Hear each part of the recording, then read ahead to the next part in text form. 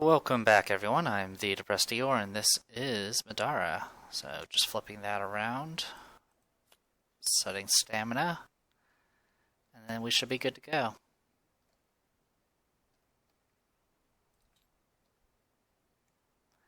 Alright, so let's go ahead and go over the rest about more monsters, more problems. We already kind of talked about the fact that Remi has some preset gear. The nightgown's actually a pretty good accessory around this point in the game. My Remi in my personal playthrough, my most recent one, she actually is actually going without armor and a core and just going with the nightgown. And since she already had abilities like what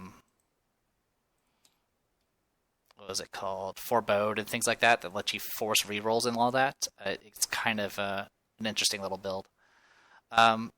Anyway, so we got that. Obviously, if Remi gets defeated, that is a defeat condition.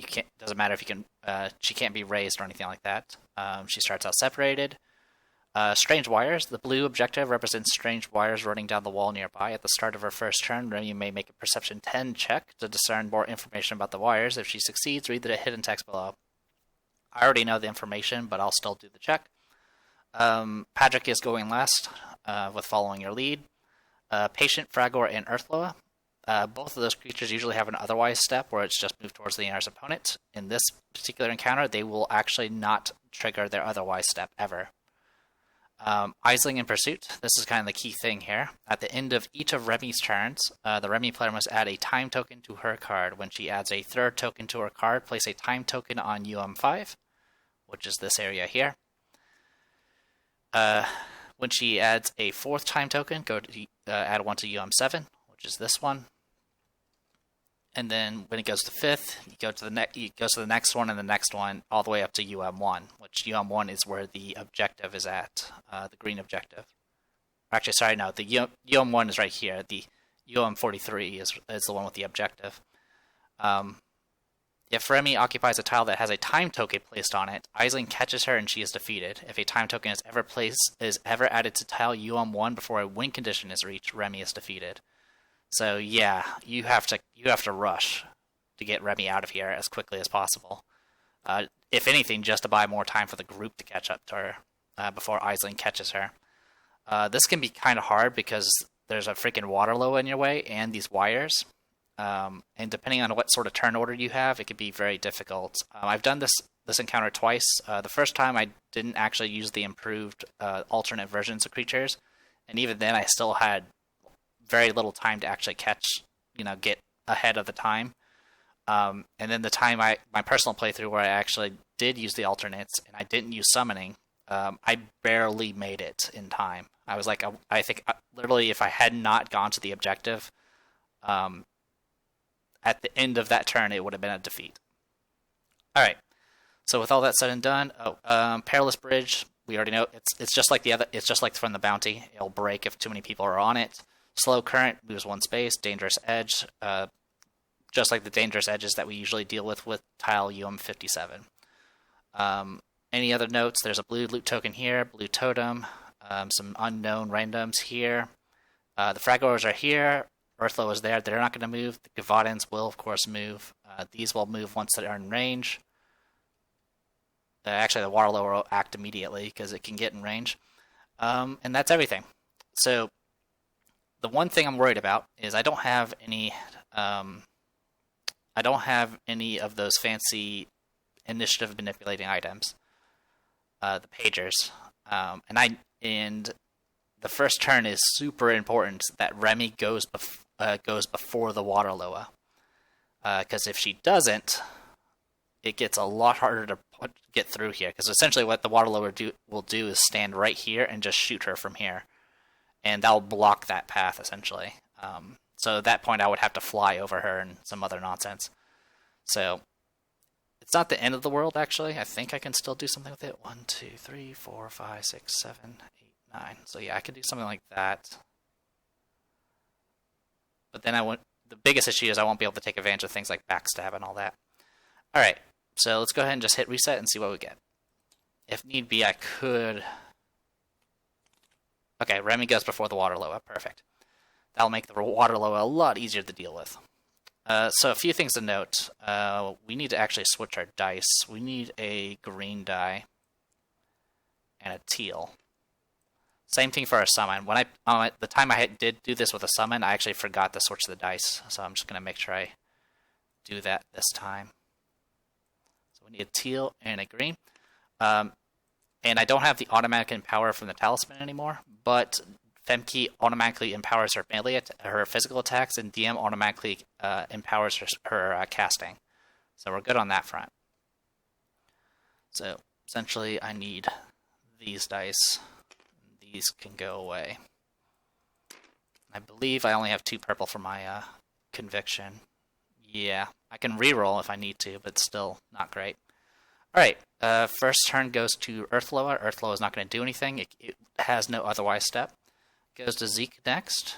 So what Zeke's going to do is he's going to start dealing with these Gavaden immediately. So we'll go ahead and move him. Spend 1 stamina to move. And go 1, 2, 3, 4. And then I'm going to jump across to here.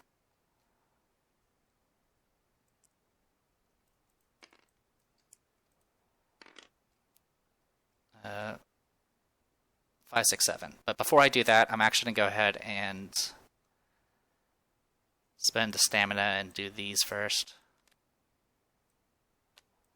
And get Mind up and running. So we got all that good together. Alright, so Haste and Barrier are going on to Rook. So we can get him moving. Alright, anyway, then he'll move and go across. I did make the jump check. I don't remember if I actually rolled or not, but it's literally impossible for him to fail because Rook is helping. So, something to note, though, about his jump is with the club, he only has 3 agility and not 4. Anyway, I get here next to the Gavaden. I'm going to go ahead and use the Ghost Canister and get an item. Shuffle, draw. Alright, throwing knives. We're just going to stack them for now. And let's swap in the throwing axes. And I'm going to throw both of them at the Gavaden, so just knock that out. Alright, that's 11 damage in total to purple Gavaden. Okay. Next, I will go ahead and, during the re-equip action, I'll go ahead and flip the utility core and draw another card. Get more throwing knives. And then swap these in. And swap the last utility core that I haven't activated yet. I'm going to go ahead and throw... I'm going to have to throw both. Actually, no, I don't have to throw both if I roll high enough. So I'll go ahead and roll 1 orange die for the Shiv. 8 damage, that's enough to kill. Because they have 18 health. So that's 1 Gavaden down. Draw. 10 gold. I'm getting a lot of those 10 golds. Alright, that puts us at 540. That's a good chunk of gold. Alright, and then let's go ahead and... So I did all that. I'm going to go ahead and use the last utility core. And that will switch back the gas canister. I will still keep the shivs out, which means his movement actually went back to normal. Actually, that is a good point. 1, 2, 3, 4, 5, 6. Actually, he wouldn't be able to jump across because he only had 6 movement. So instead, I would have went 1, 2, 3, 4, 5, 6, and go here. So yeah, he had the club equipped initially, so he only had 6 movement. Obviously, I can change the order of operations, but I just want to point out the mistake. Alright, so I need to draw 1 more item. Alright, well, I got all the throwing knives, and none of the pagers. At least, as long as we don't use any more items, we might be able to get a final pager in. But for right now, that's what we got. And that's it for him. That was his movement. He has a stamina left, that's fine. Goes to Remi. Alright, Remi gets to do a perception check, so I'll do that first. So her perception is 3. Alright, I rolled 13 plus 3 is 16. So we got information about this thing here. After a few moments of squinting in the dark, Remi realizes that the set of wires running down the wall must be a trap placed by Aisling. It must have been a trap been set to trap or maim monsters that might threaten her lair, or perhaps it was placed to prevent her from escaping. Regardless, it looks as if it would trigger if the water lower were tricked to cross over it. Now, if you want to trick the water lower to cross through it, you will want to move to here. If you move there, it's going to force the water lower to go here to actually attack. And that will trigger the blue objective. But that means essentially delaying yourself for a round, staying in here. That's how I did it on the playthrough without summoning. But since I do have summons, I think I'm going to just go all in. So what we're going to do is I'm going to spend 2 stamina to fly. And I'm going to trigger the trap. So 1, 2, 3, 4, 5, 6, 7. And then I'm going to have to spend an extra stamina to move that last bit of distance. And go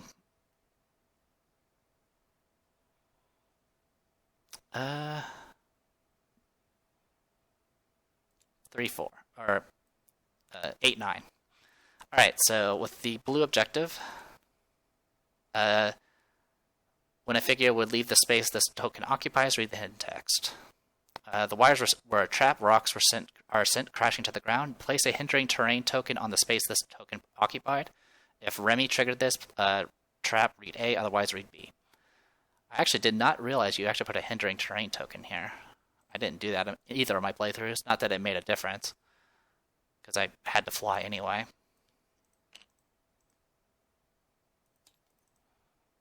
Get through all this water. Alright. So, add the hindering terrain space. It doesn't really matter, but I'm going to add it anyway, just for posterity. And then I have to read A because I'm the one that triggered it. Remi gasps and jumps for safety as the rocks fall on top of her. Remi must make an agility 10 check. If she fails, Remi dies a moment too late. She takes 3 physical damage as the rocks scrape against her skin, opening fresh wounds. Move Remi 1 space for free, then continue her turn as normal. Alright, so I have to make an agility 10 check. She has 6 agility. Alright, that's a total of 9. I can exhaust the nightgown to re-roll a die that you rolled or that was rolled against you. So, okay, so that's 5 plus 6 is 11. That would have been embarrassing to take 3 damage. It wouldn't have been too bad. She has 22 health, but still. Now, I do get to move 1 space for free, which I will probably take advantage of by going here. So I moved an extra space and then continued my movement. Alright. And then, of course, we're summoning. We get 4 summon tokens. And we're getting Elifie. We're summoning the twins.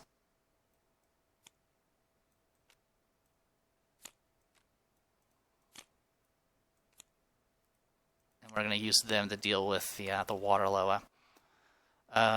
So...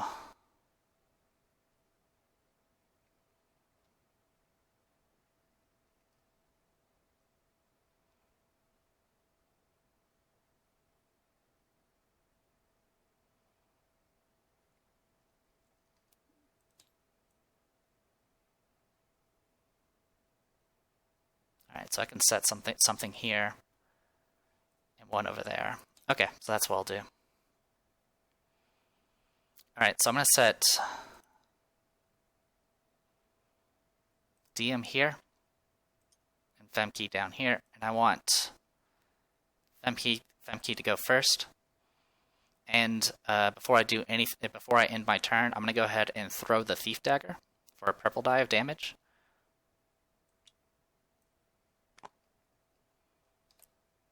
Well, that's not surprising. Alright, 2 damage to the water loa. Alright, let's see, it was end of every turn, right? At the end of each of Remi's turns. Alright, so we add 1 time token to her card. We'll just put 1 there. Alright, then it goes to Femke. Femke is going to go ahead and exhaust her False Idol to attack. So for her, it is automatically empowered. And it's going to be a green and a purple, because Remi is now equipped with a Rune Switchblade and a Thief Dagger as her combo. She is flanking, because Reach does count, so she does get +1 to the attack. Okay, missed completely. And missed completely. Alright, and then she's going to spend 2 stamina to attack one more time. Okay, so that's 14 plus 1 is 15 because of flank. This thing has 11 defense, so it's going to be 4 damage, plus 3 from backstab, so 7 damage in total. Symbols do not matter. So now at 9 wounds, and then she's going to spend her last stamina to go ahead and do Quick Blow, and this one will also exhaust her Brutal Slaughter. 11 plus 1 is 12. The plus 1, of course, from flank. So base damage is going to be 1, and then plus 3 from flank, or from backstab, so that's 4, and then another 6 because of Brutal Slaughter is 10 damage, which will kill her. So Crystal Waterlily dealt with, good times. Can't complain. Draw a card. 5 gold. 5, 4, 5. Alright, so that was Femke. Next goes to DM. So what DM's going to do is she's going to go ahead and do False Idol on the Cave Sickle Red. And she's also going to go ahead and do Resonance. She does not automatically empower, because if you look at her Spear of Vel, it's attack reach 2, and Femke's is reach 2 with empower. So we'll go ahead and just roll attack. Alright, 9 is a miss, so we'll go ahead and re-roll. And alright, 8's a miss as well. Alright, she's going to spend 2 stamina to go ahead and do Blood Toll. This one is empowered. Or not Blood Toll, she's going to do Ruination, targeting both the Cave Sickles.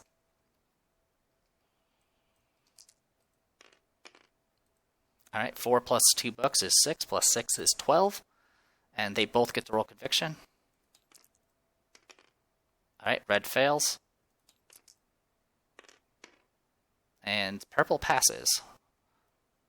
And then we roll this and do 6 damage to red. She's then going to go ahead and take 2 damage and do Blood Toll, and then use that 2 stamina to cast Ruination one more time. God, that skull scares me. Alright, 8 plus 1 book is 9, plus 6 is 15. Alright, Cave Sickle Red. Fails. Cave Sickle Purple. Also fails. Alright, and then we'll roll this. Do 8 damage. That's enough to kill one of the Cave Sickles. That'll finish off the red. And the other one will take 8. Alright, not too bad. That's actually a pretty strong start for Remi, I feel. Alright, goes to Rook. Rook's going to get +1 stamina because he is hasted. And 1, 2, 3, 4, 5. Alright, thanks to the Hemlock and Stare, he can just cast in place.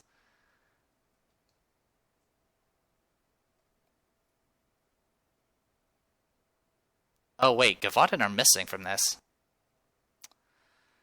Alright. So this is what we're going to do for this. Because I apparently forgot the Gavaden entirely. So the situation was like this.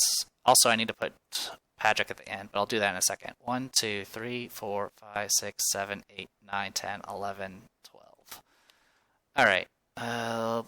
Give me a moment.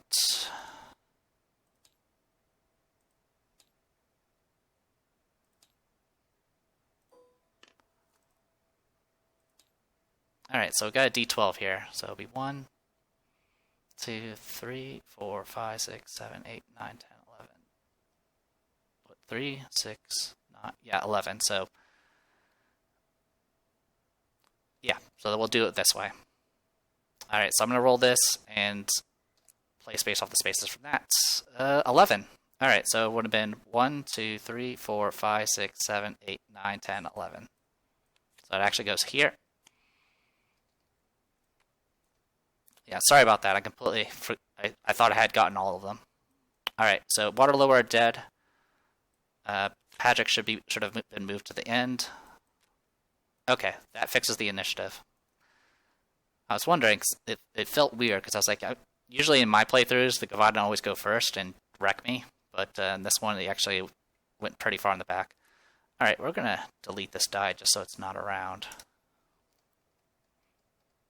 Alright, so yeah, I apologize for forgetting it. Let's see. So yeah, Rook's turn. We definitely need to get Rook moving. Yeah, I think I'm going to go ahead and just get Rook moving first. So I'll spend a stamina to move. And go 1, 2, 3, 4, 5, 6.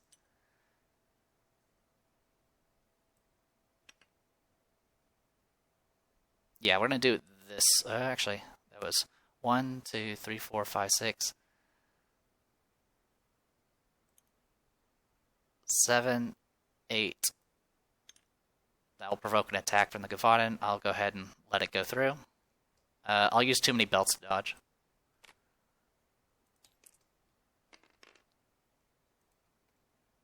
Okay, total is 13.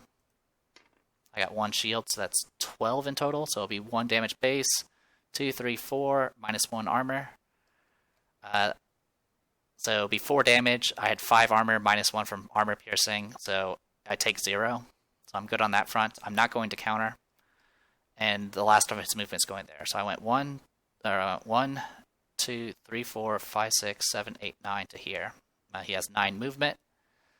And then I'm going to go ahead and cast Courage Stifle on the Gavadan. Alright, 3 plus 6 is 9. Probably will resist it. That's fine. Oh yeah, definitely resist it. And then he'll use his last stamina. He'll use his last stamina to go ahead and... He'll do Corrosive Ideal and try to poison it. Actually, no, he's not going to bother poisoning it. He's going to do Font of Renewal. Remember, his SOI is 6, so he's kind of good to go on this. Yeah. So we'll put that right here for the future. All right, that was all of his stamina. Goes to Fragors. Fragors can't do anything yet, and they don't have an otherwise step in this encounter. Goes to Nightingale. So Nightingale's going to go ahead and open with a Precise Strike on the Gavadan. The Gavadan will, of course, dodge.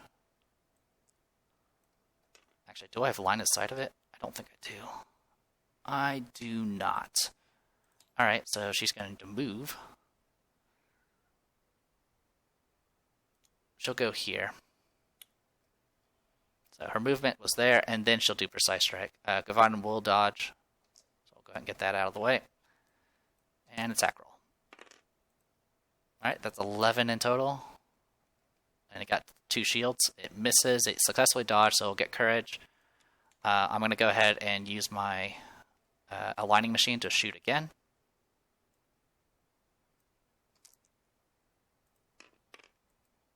Okay, that's 10 in total. I'm going to go ahead and re-roll the 4 and see if I get better. Alright, 13, that is a hit. Grizzled Gavadan have 12 defense, so it'll be 1 damage base. Plus 6 from arrows, so 7, 9, 11. So 11 damage in total.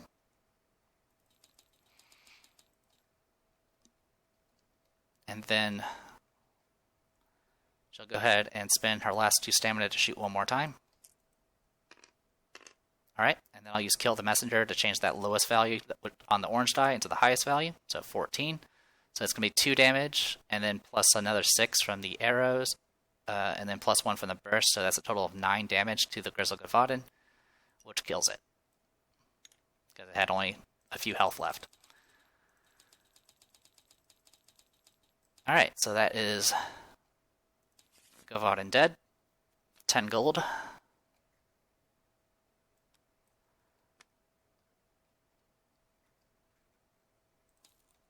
555. Alright. That is... I'm going to go ahead and have Nightingale pop her Ambitious.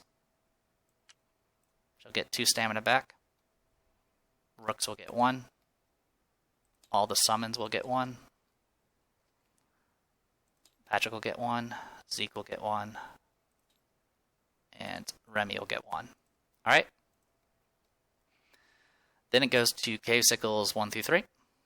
All that's left is the purple one. Purple one will shoot at DM. DM will nimble dodge.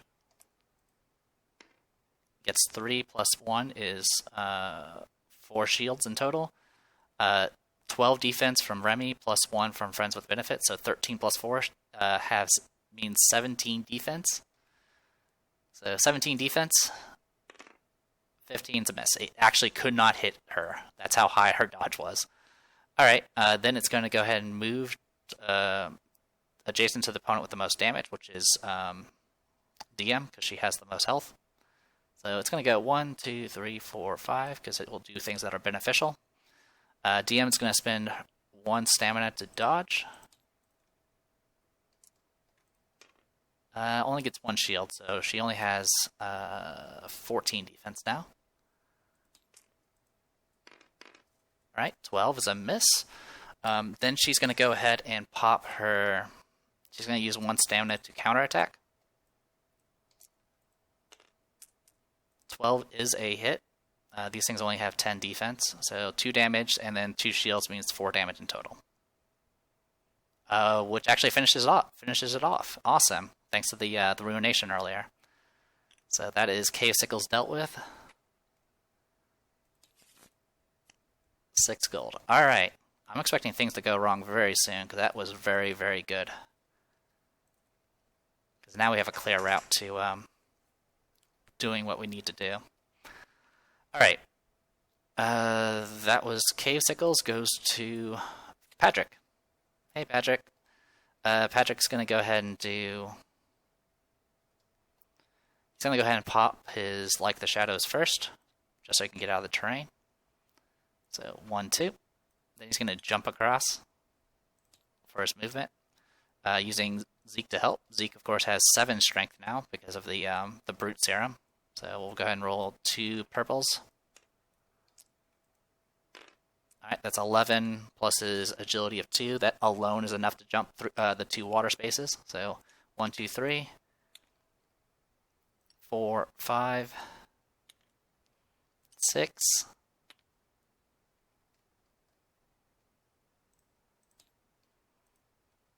7, 8,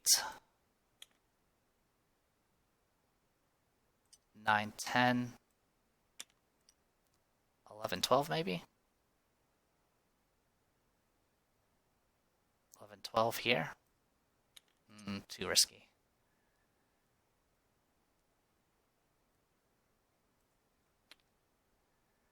That is risky. We'll do it. We'll do that. So 1, 2, 3, 4, 5, 6, 7, 8, 9, 10, 11, 12.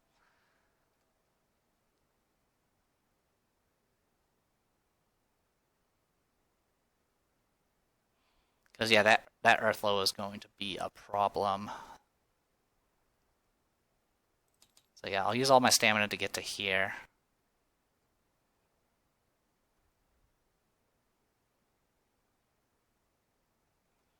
Or I can just go 1, 2, 3, 4, 5, 6, 7, 8. I think I'm just going to go here. I think that's safer. I'll leave him with 2 stamina left. I'm really concerned about the Earthloa, so let's go ahead and reset initiative.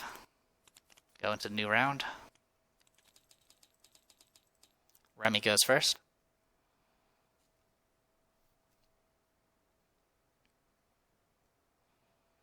Alright, so Remi is going to get 3 stamina, spend 1 to move. 1, 2, 3, 4, 5, 6, 7.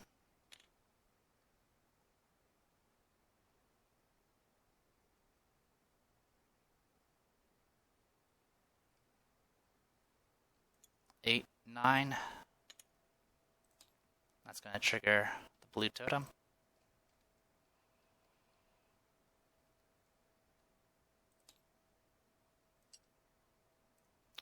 If Remi activated this totem, read A, otherwise read B. Remi is the one that activated it.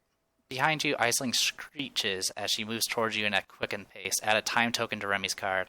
A light in the distance lets you know that the exit is just ahead. Now you just have to get out. Behind you, a rock wall crumbles away and more cave sickles spill out. Spawn 4 cave sickles on the east edge of tile UM5. The cave sickles look very angry at your trespassing. Add the following to the end of the cave sickles card. Otherwise, move closer to the nearest opponent. Alright, so caves, we're going to be adding another batch of cave sickles. Also a time token. That's the thing that's kind of shitty, is the added time token. That honestly is kind of unnecessary.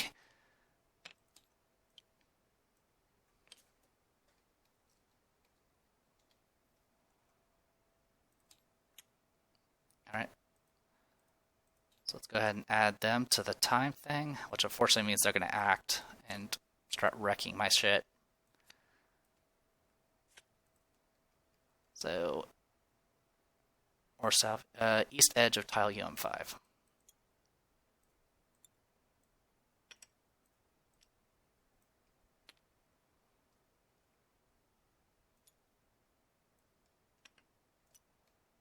Okay.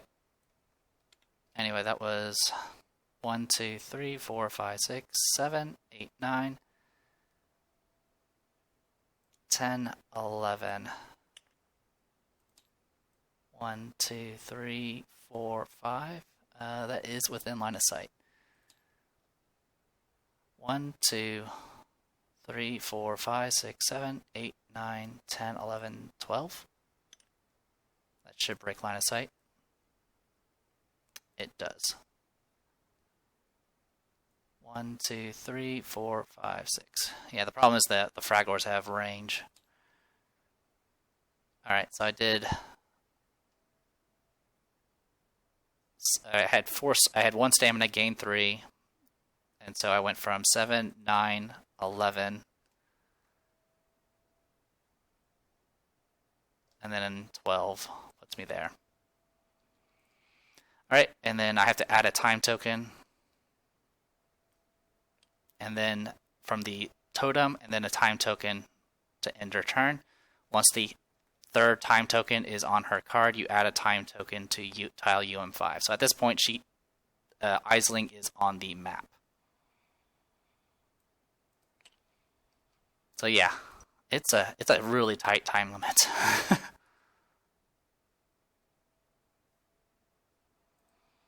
Alright, goes to cave sickles 1 through 3.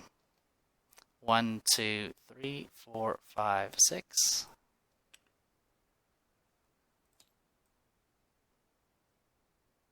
Alright, out of range.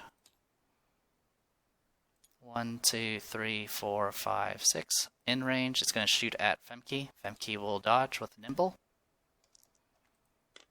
Alright, plus 1 to that, so at least 14. Only 1 cave sickle is within SOI, so 2 orange.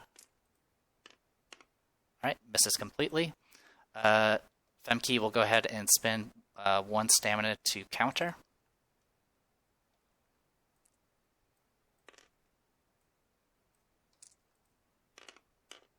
Alright, and fails and misses.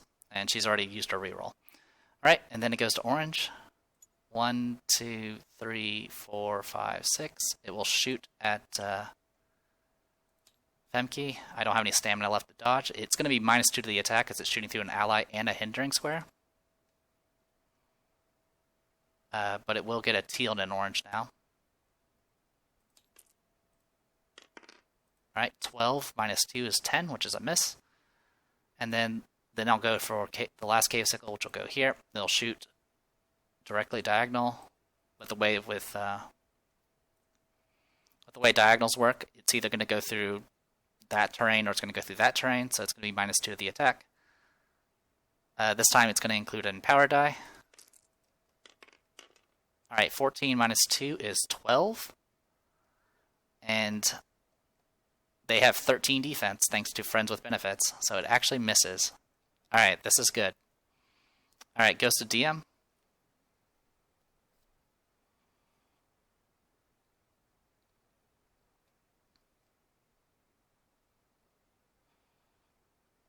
So DM's going to get 3 stamina. Unexhaust all of her stuff.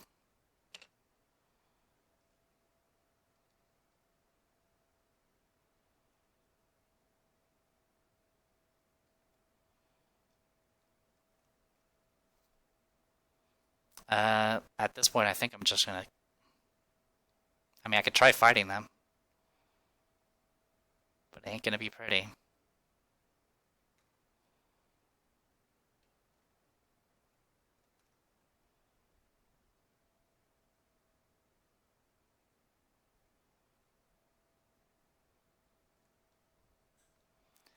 Yeah, I think I'm just going to have to fight him.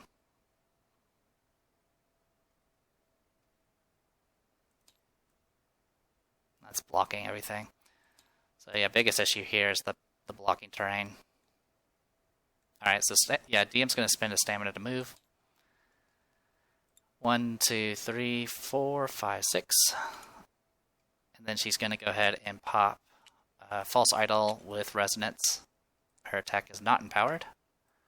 They do have +1 defense. That's 11. These things actually have 11 defense, so it is a hit. It's going to do 2 damage because of the 2 shields. Alright. And then she's going to go ahead and spend 2 stamina to do Ruination.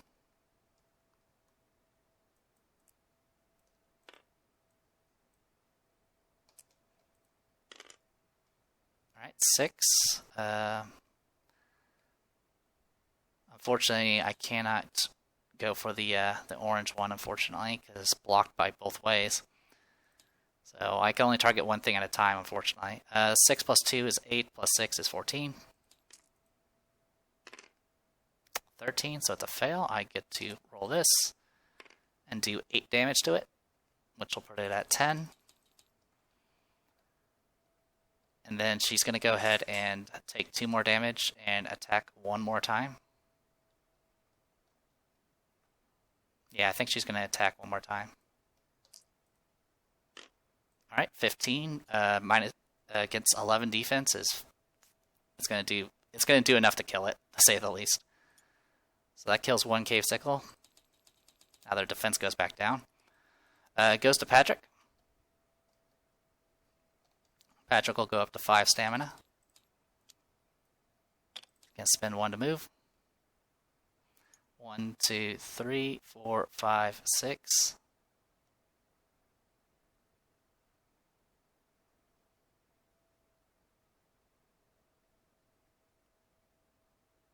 Seven, 8, 9, 10. How far can these things push you? 3. So 1, 2, 3, 4, 5, 6, 7, 8, 9, 10.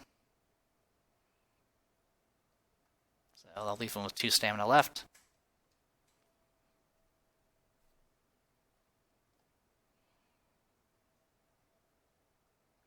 And he'll just hang out, I think. Yeah, no line of sight on the Fragor, so we're safe there. Alright, goes to Femke.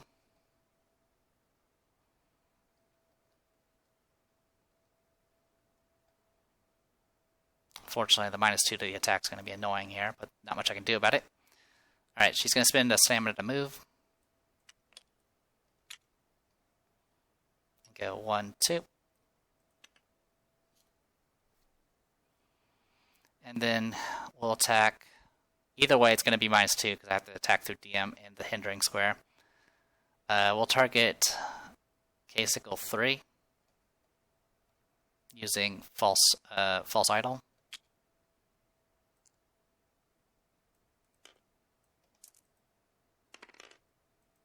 Alright, that's 15 minus 2 is 13.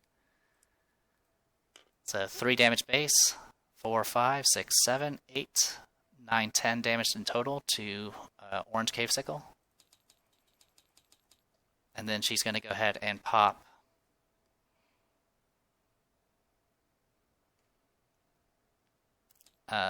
Quick Blow and attack one more time. Same target.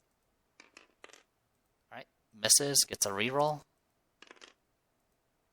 Also misses. Alright. Okay, that's all of that. Goes to Zeke.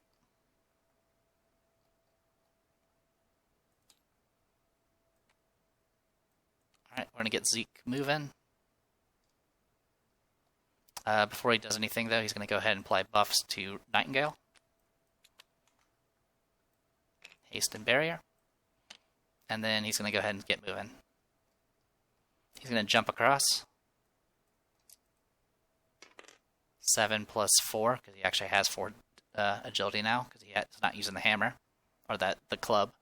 So 1, 2, 3, 4, 5, 6, 7. 8, 9, 10, 11,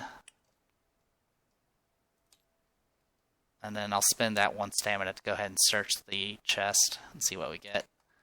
Okay, there's already a blue token out, so I'm just going to grab a different loot token. Okay, it's a red. Inside the chest, you find a pile of treasure. Party gains 20 gold. Alright, 581. Also, blue totem's dealt with. Get that out of the way. Alright, that is it for Zeke. Goes to Rook. Rook will get 4 stamina thanks to haste, and he's going to spend 1 to move. Alright, 1, 2, 3, 4, 5, 6, 7, 8, 9, 10, 11,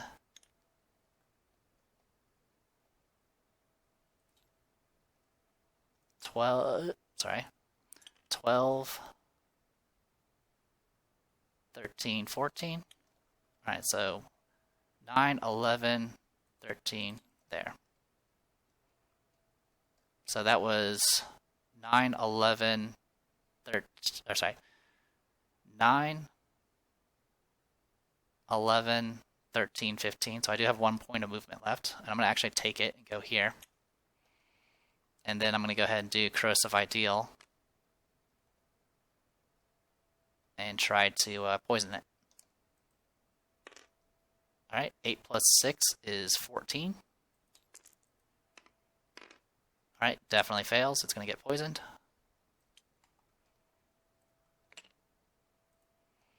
And that's it for his turn. He used all of his stamina. Alright, goes to Nightingale. Nightingale is hasted. We're going to need her to deal with the Fragors. Alright, spend a stamina to move. 1, 2, 3, 4, 5, 6, 7, 8, 9, 10, 11. 7, 9, 11. And then she'll jump using Zeke to help.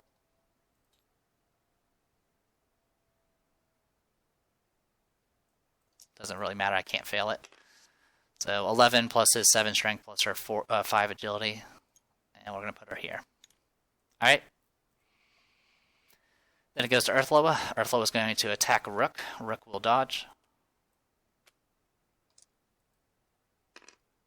Or not, because he doesn't believe in it.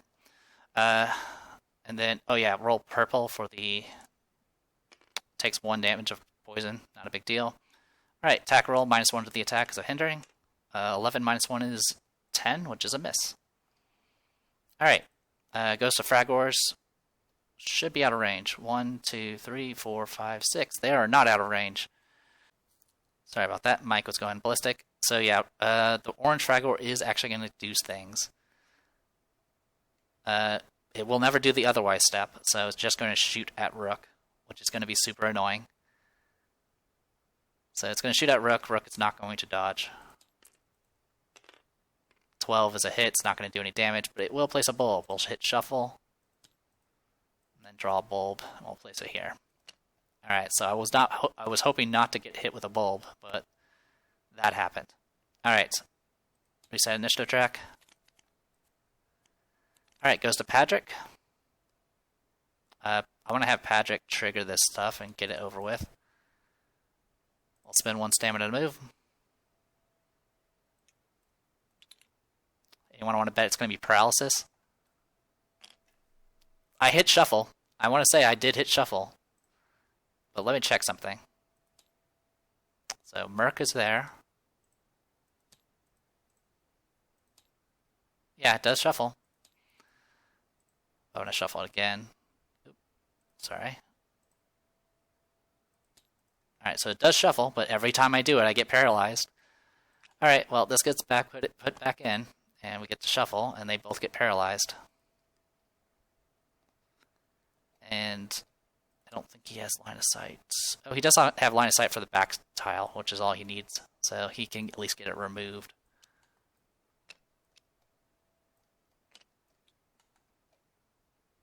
Unfortunately, Rook, the Fraggers are going to place another bull before that happens.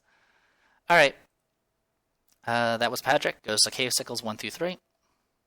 Red is going to shoot at DM. DM is going to Nimble Dodge. Alright.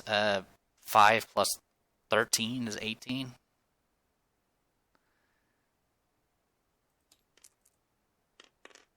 Alright, misses. And what I'm going to do next...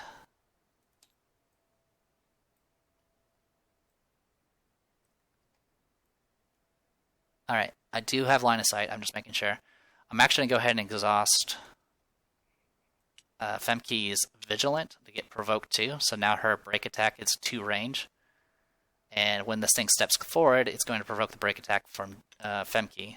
So we're going to go ahead and do that and resolve it. And miss. Alright, well that's fine. Next it's going to go ahead and attack DM. This attack couldn't do poison. Can't dodge, because she has no stamina left. And it's going to target the person with the most damage. So yeah. So, alright, 8's a miss, and that is it for that. Orange is going to shoot at... Or actually, Orange is going to melee strike DM, but since diagonals, it actually is going to get -2 to the attack. DM is not going to dodge. So, misses, and then it goes to Earthloa. Earthloa is going to attack Rook. Rook can't dodge, so it's just going to be a straight up attack. Oh, also we roll purple. 3 damage.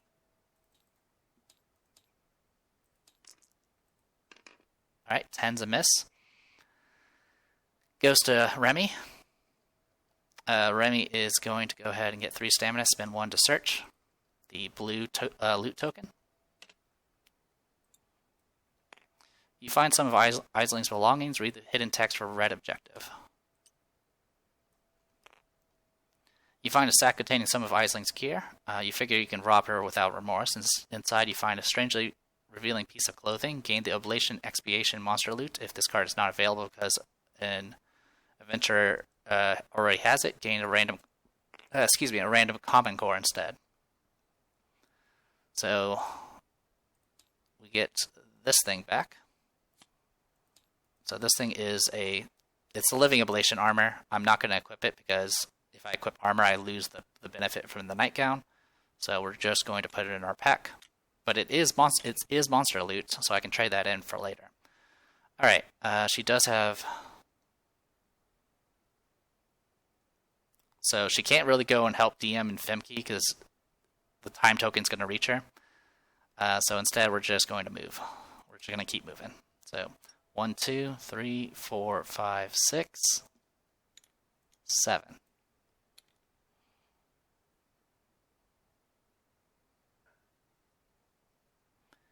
Alright, so Fragor's going to end up shooting at her with shots and all that, but I'm gonna have to deal with it. I'm not gonna use the animism yet. Yeah, we'll wait until next round to see if I can do anything about the Fragors. Goes to Nightingale. Nightingale's gonna get 4 stamina, and she's gonna spend 1 to move. She's going to use Zeke to help her jump. So with 7, okay, so I can jump 14 without failure, because 7 plus her 5 agility is 12, and the minimum I can get is a 2. So that means I can go 1, 2, 3, that'll be 10, 12, 14, so it'll be safe here. Yeah, I'll do that. So I'm going to jump to that spot there using Zeke to help. I'll roll the 2 dice. It doesn't matter. I can't fail it. So 11 plus 5 agility plus 7 strength. More than enough to make the jump. 1, 2, 3, 4. And then 5, 6.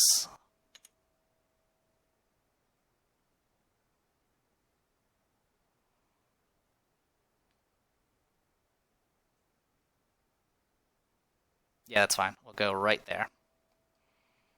So that was once. I already spent their stamina to move. Next, I'm going to go ahead and do down the masses. And I'm going to aim at probably red and orange, but I'll start with orange first.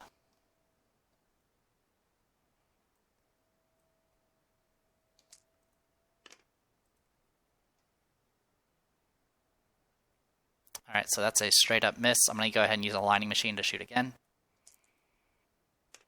What are these rolls? Holy crap.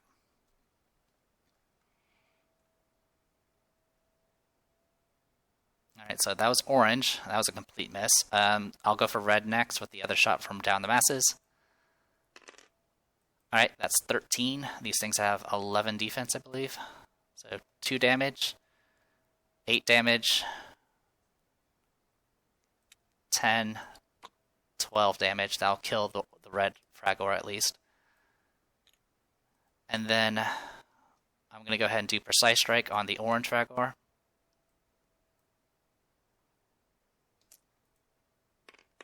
Okay, I'm going to go ahead and use Kill the Messenger to change that 2 into a 7. So 13. So 2, 3, 9 damage in total to the orange Fragor. Okay, and then next she's going to go ahead and shoot it normally, because I don't have line of sight of the other one.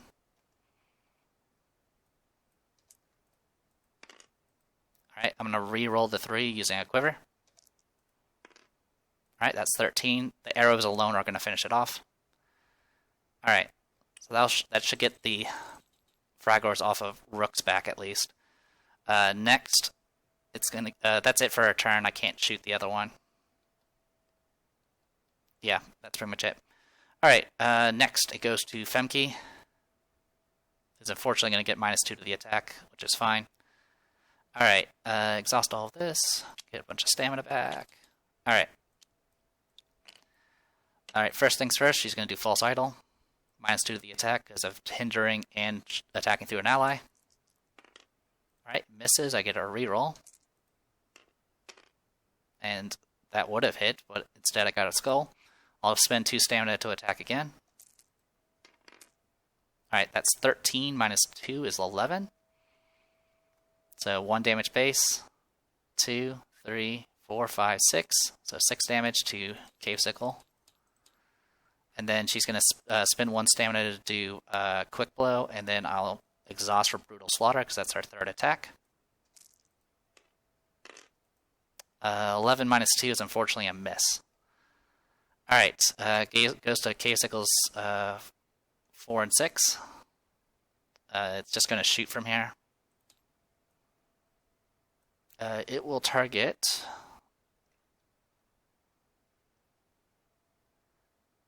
well, it can only target DM because of how that works. So -2 to the attack. DM has...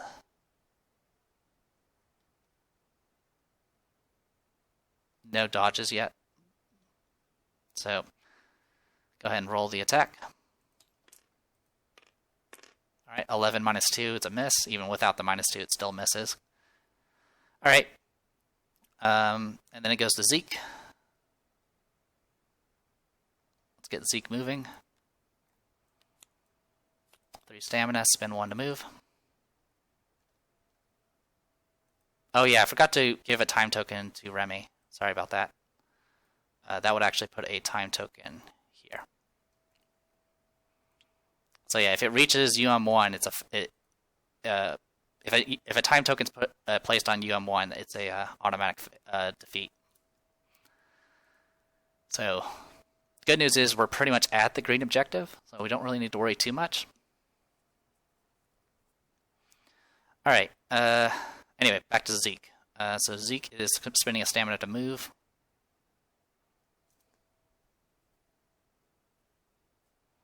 He's going to go 1, 2, 3, 4, 5, 6, 7.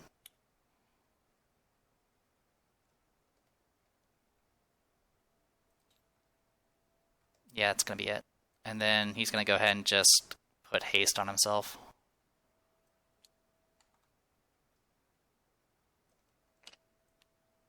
And that'll be it. Alright, goes to Fragor. Fragor is... I shouldn't have moved there. Yeah, to be honest, I'll just move there. That would be smarter. Because, yeah, the Fragor's going to do this and then explode. Had nothing to shoot at, I don't think. 1, 2, 3, 4, 5, 6. Yeah, out of range. Alright, so it's going to explode against Nightingale there.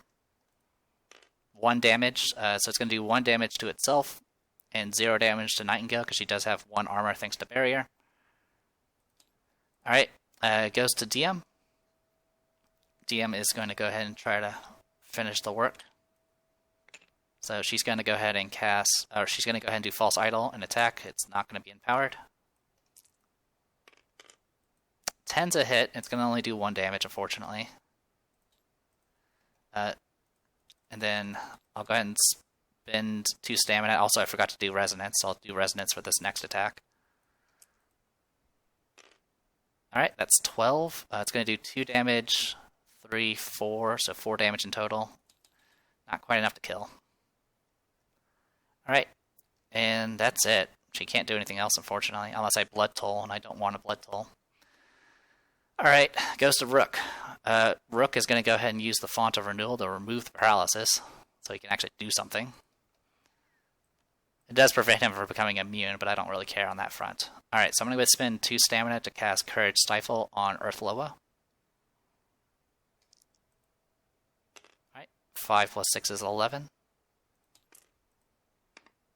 11, and then I'll cast it 1 more time. 4 plus 6 is 10. 12. Alright, well, we're not making any progress on that front. Alright, new round. Alright, goes to Patrick.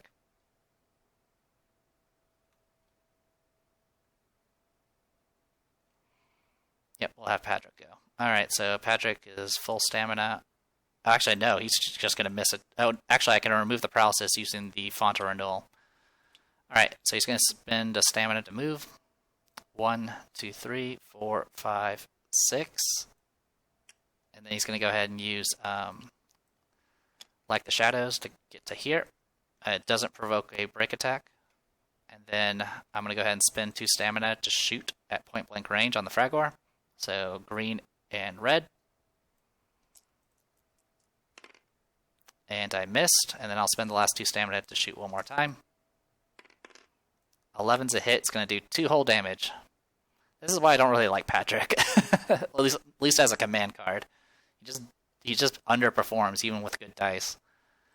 Alright. Goes to Femke. Femke is going to get a bunch of stamina. She's going to spend her False Idol to attack. Try to finish off the red one. Alright, that's a miss. Ignore the teal die. Reroll. Alright, 12 minus 2 is 10, which is enough to hit. And it's going to do at least 1 damage to it, which will kill it. Alright, so we did that much. Next, I'm going to target the orange cave sickle with Quick Blow. Alright, 10 minus 2, unfortunately, is a miss. I'll spend the last 2 stamina and... Sure, I'll go ahead and exhaust Brutal Slaughter and attack 1 more time on orange. And miss. Alright, Horrible rolls. Goes to Rook. Speaking of horrible rolls, spend 2 stamina. Courage Stifle. 8 plus 6 is 14. Alright, so it takes 10 damage. And then I'll cast it one more time to try to finish it off. 3 plus 6 is 9. Not very promising. Rolled 13, so it passes. Goes to Remi. Remi's going to get 3 stamina. She's going to spin 1 to move. 1, 2, 3, 4, 5, 6, 7, 8, 9. And then she'll attack. She's going to roll purple and green. She's flanking. She does have backstab on the dagger. The bonus from the other effect, unfortunately, is not going to apply because an ally is nearby. Alright, 11 plus 1 is 12, so it's going to do base damage 1, 2, 3, and that is it. So 3 plus, and then 3 more from backstab, so 6 damage in total. Unless I want to re-roll. I'm going to go ahead and... No, I'll just take it. So, actually, the Fragor goes next. So, you know what? I'm going to go ahead and re-roll the 3 and see if I can do better.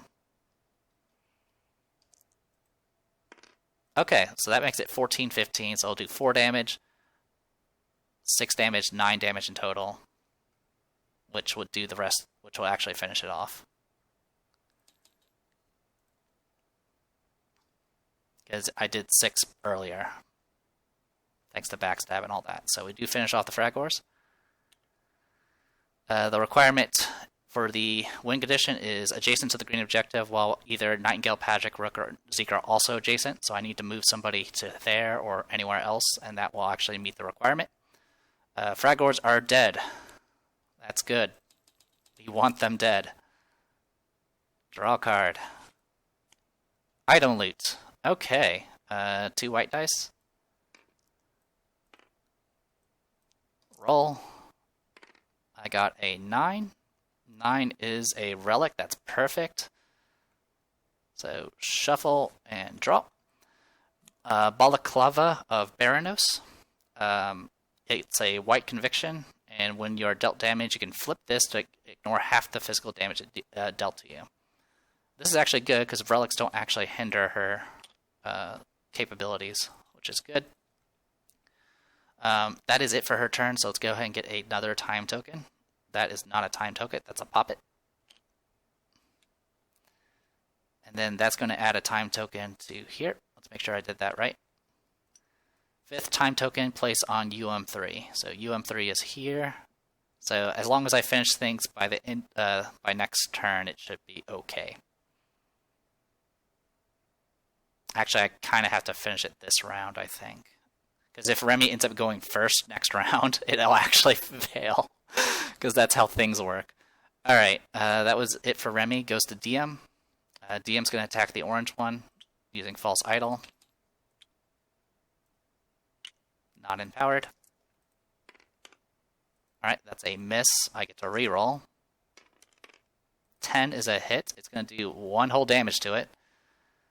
Come on, guys. I don't have line of sight. I technically don't have line of sight of the other K-Sickle, so I have to do it this way.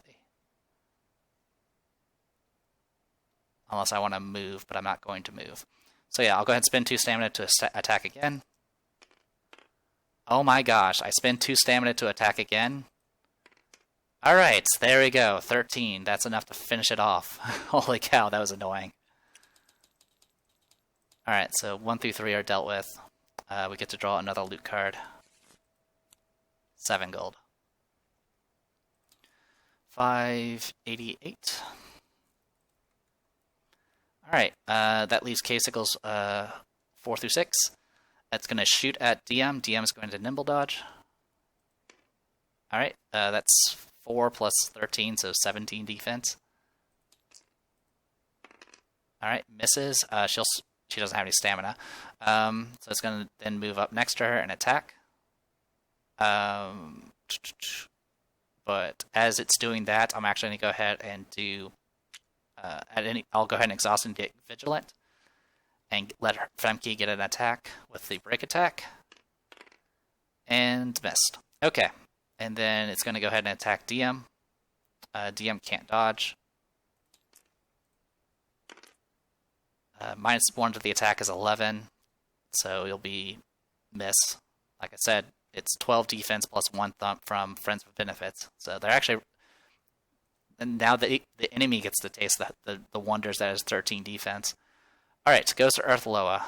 Rook is going to go ahead and roll poison damage. 5. Puts it at 19. Then it's going to attack Rook. Rook will dodge. Well, that's 1. 11. Alright. -1 is 10. It's going to miss. Goes to Zeke. This is not the best situation to be in.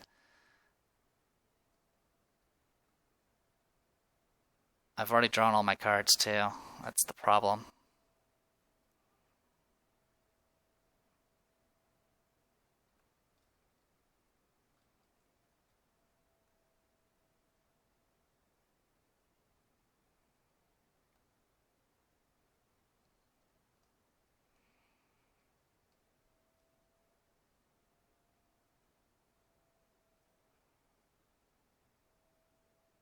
Alright, Zeke's going to move here.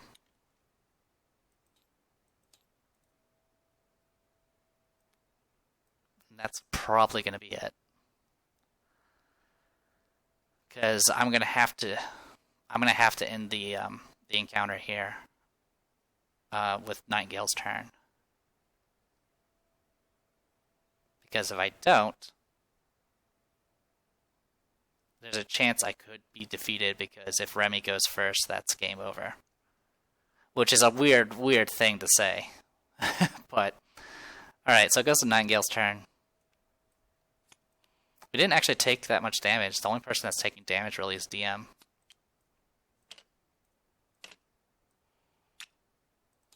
So yeah, I'll spend 1 stamina to move. 1, 2, 3, 4. And that's enough to end the encounter, because I'm adjacent to the green objective.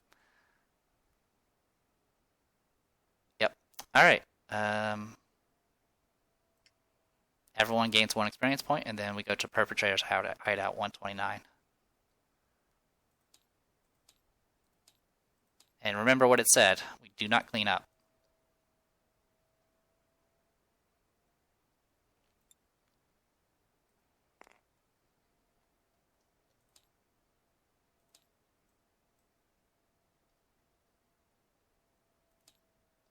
So, do not clean up this encounter after finishing. All pieces not defeated are intended to be left on the board until after the next encounter. Alright, so with all that in mind, I am going to go ahead and move some stuff out of the way. Because we honestly do not need most of these. We still... Is it... Pieces...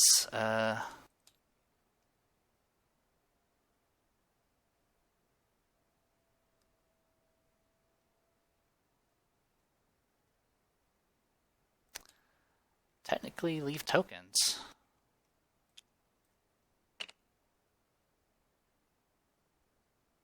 Yeah, I get to leave the font or renewal token out. I didn't think about that, because originally I treated it as it doesn't get removed. It gets removed. So that's actually kind of interesting. All right, fragors are gone. So are the crystal water loa. We're just gonna pile these all up there. Because we're about to hit the end game here. It's not going to be pretty.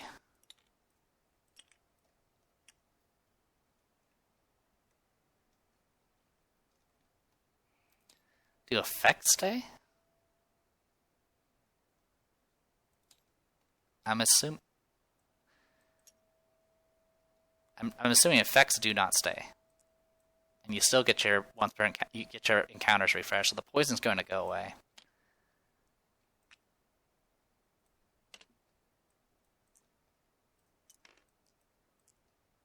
Alright.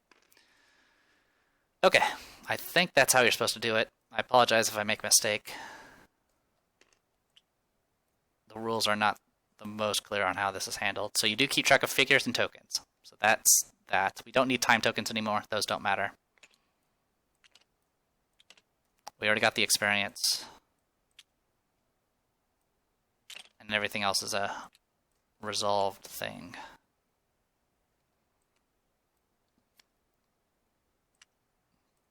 As far as I'm concerned, the once per encounter things do refresh. I'm assuming the effects go away, which is how I'm treating it. So I am losing all my haste and barriers and all that.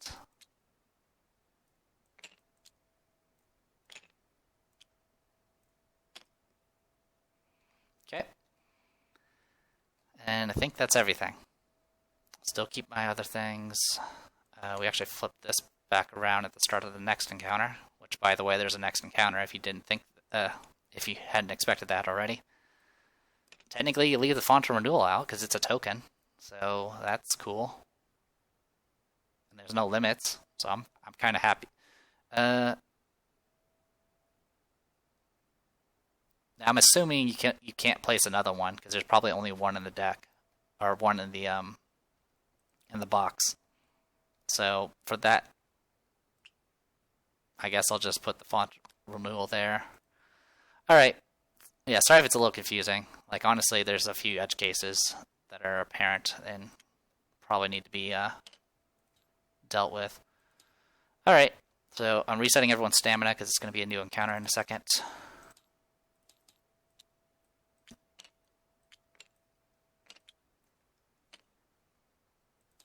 Okay. All right. So perpetrator hired at 129.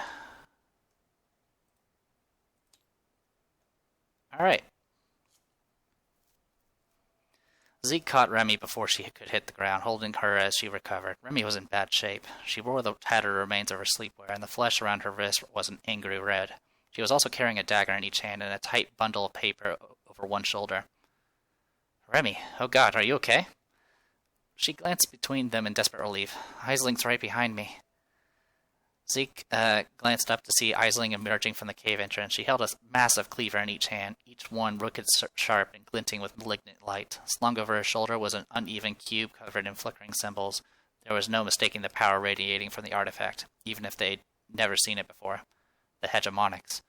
Isling stopped, frozen in surprise as she saw them. Her eyes only lingered on Patrick. God damn it, Patrick. You couldn't just abandon me. You really had to betray me too. She raised her cleavers, running one of the blades slowly along the flat of the other to produce an angry metal screech. Patrick stiffened. Isling, we just came for the girl. Remi isn't the one you're after. She's not part of the Black Hand, and she didn't hurt you or your family. Why don't you just turn around and walk back into the cave? We go our way, you go yours. Not this time, Patrick. Even if I can't bring my dad back, I can still let them feel what I've felt. Teach Malik what it's like to lose someone they love. Isling roared, her voice echoing off wet stone. Nightingale hardly seemed to see her. Her eyes were laser-focused on the hegemonics, an expression of hunger, or hooger, set onto her face. Then she laughed, her voice bitter and alien. They all stared, Remi most confused of all. Nightingale's body jerked forward, and one of her arms shoved Remi down hard, sending her to the mud and rocks. Night? Remi whimpered, scampering for her daggers. Nightingale turned, striding past her and over to Isling. Zeke didn't have a chance to explain, but he moved to Remi's side and scowled at Nightingale. What the hell? You said you'd give her body back when we got here.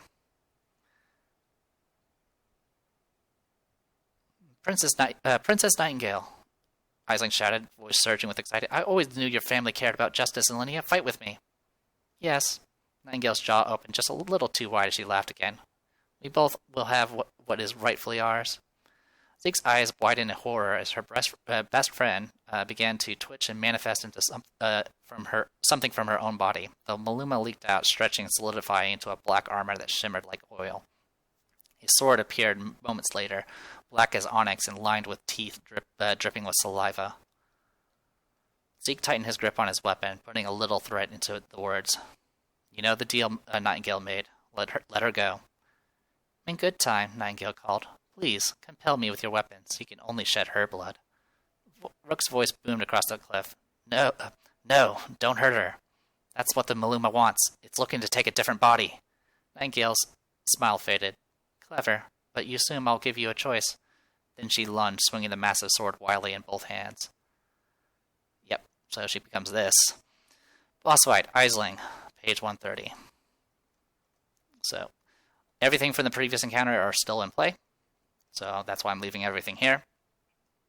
Aisling and Nightingale square off against you. The pair have situated themselves at the mouth of the cave. Any monsters that haven't been killed still linger about, unconcerned with who becomes their prey. You curse as you realize that you need to avoid hurting Nightingale until you find a way to free her from the Maluma. Alright, so that means Nightingale is going to get moved to here. And then everything else remains the same place. Win condition, Aisling is defeated. Alternate win condition, Aisling is defeated by moving into a dangerous terrain space. And then lose condition is all adventurers are defeated. Alternate lose condition is Nightingale is defeated. Here's a pretty big hint that you do not want the alternate lose condition. Ending 2 pretty much means a game over. Anytime it says ending, it means it's a game over. Alright. Special encounter rules. All figures from the previous encounter stay where they are except for Nightingale and Remi. Nightingale and Aisling are placed as shown in the setup diagram. If you cannot place their figures as shown, place them on the nearest unoccupied normal terrain space. Remi, along with any adventurers who were defeated in the previous encounter, are placed within SOI of a surviving adventurer. If all adventurers were defeated, place their figures on the east side of tile UM43. So I can put her within SOI of any figure. So it's going to be probably over here. Alright. Yeah, I think that'll be a good place. 1, 2, 3, 4, 5, 6. And I can go and get that loot. Yeah, because, priority is just getting that loot, obviously. Alright, Adric. Still using him. Nightingale, Maluma possessed. Nightingale isn't herself, but Maluma now controls her body. When setting up this encounter, reveal large hidden card UM9 to access Nightingale's Intelligent Combatant card. This card will be used during this encounter. Any damage that Nightingale previously had is removed. Nightingale's Intelligent Combatant card has stats calculated using the scaling icon rules. So scaling icon rules is just like summons. So those are all going to be the same. So I believe it was UM9.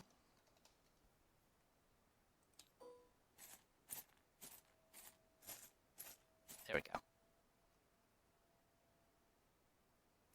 It's giving me a note that says Nightingale's damage will need to be recorded manually, and that's just simply because she's a summon. So here's Aisling. Here's Aisling. 150 HP. I'll talk more about that in a little bit. So, easiest way to keep track of her HP, though, is I could just use her damage counter down here, which I will. So yeah, all of her symbols and stuff like that are the same as her weapon. So if you're really cheeky, you can always just take her gear, take her weapon away. So Nightingale, anytime an opponent deals damage to Aisling, they gain the priority target token. Anytime Aisling would be inflicted by a negative effect, roll a black die. If a shield is rolled, Nightingale gains the effect instead. Friendly face, you cannot dodge Nightingale's attacks. And then if you happen to have given her Gore Shot, Euthanasia, or Courage Stifle, she essentially gets an extra damage step where she casts spells on you. Otherwise, she just moves and attacks you, and then that's pretty much the gist of it. And then if there's an opponent adjacent, she'll try to do a Force 4 push, which is really weird. I mentioned it in Discord, but I didn't get a response. Like the Maluma talked about how her body is so weak and frail and fragile, and yeah, she can do push 4 of all things, but it is what it is. I guess some other things to note is she'll always try to stick with Aisling, and she'll actually warp Aisling next to her to help protect her. So pretty crazy. And pretty much her targeting is usually going to go after the priority target if possible. And then let's see. My enemy's enemy. Nightingale consider all figures other than Aisling in the encounter as opponents, so she will attack other monsters. This means that Nightingale will attack and be attacked by cave sickles or other intelligent combatants other than Aisling that are still in the encounter. Now, despite the fact that the Maluma's goal is to get Nightingale killed so it can switch bodies, I'm under the assumption I still follow the golden rules where you don't purposely put her into danger if possible. Because I had a situation where the cave sickles were like all the way up here, or down here and about to move up here, and it could have been really, really bad for her because it just would have been like she died immediately. Stolen weapons, just letting you know that you're still using Remi's alternate kit. And then you get Aisling, the Vengeful Vigilante.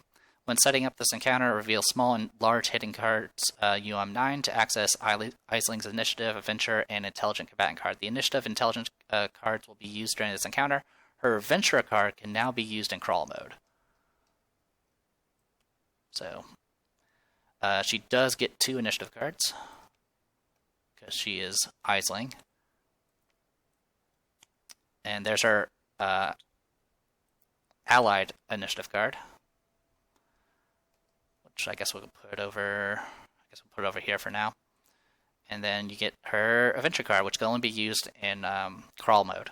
And as you can see, she has the standard kit. She has really high presence, high low, above average lore, and then everything else is kind of average or below average. And her entire special ability is once per encounter. During her action phase, if she rolls a skull, she can treat it as a blank, which is actually pretty cool. I like that. I haven't tried her out yet because I haven't done crawl mode yet.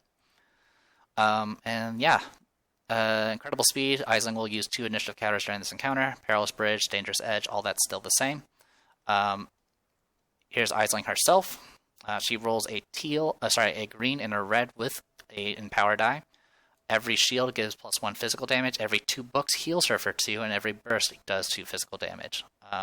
She has Nimble, Elusive, and Immunity to Condemn. And anytime she rolls a skull, her attack immediately ends, and she has to roll 1 of each colored die, not black, and then look at the special encounter rules, because there is this entire section. Pretty much, you roll all the dice, and whichever gets highest is what color you read. So yeah, she's kind of like a crazy psychopath with a Russian roulette attached to her.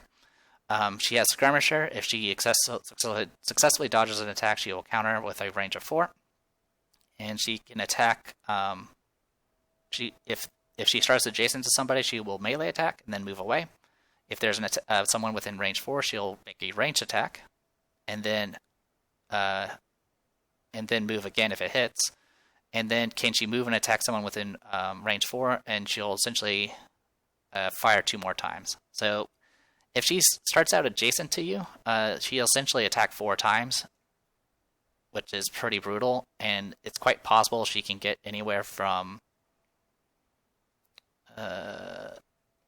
she can essentially get 6 life back every attack if she gets the maximum amount of books. So there's definitely been a lot of feedback about this particular encounter, but we'll go over that next time. So I am the Depressed Ewan, and this was Middara. See you guys next time.